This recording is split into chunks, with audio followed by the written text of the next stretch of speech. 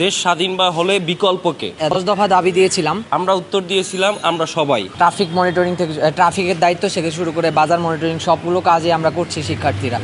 এখন আজকে আমরা মাদকদ্রব্য অধিদপ্তরে এসেছিলাম। আমরা মহাপরিচালক স্যারের সাথে আমরা মিটিং করেছি প্রায় 1 ঘন্টা যাবৎ।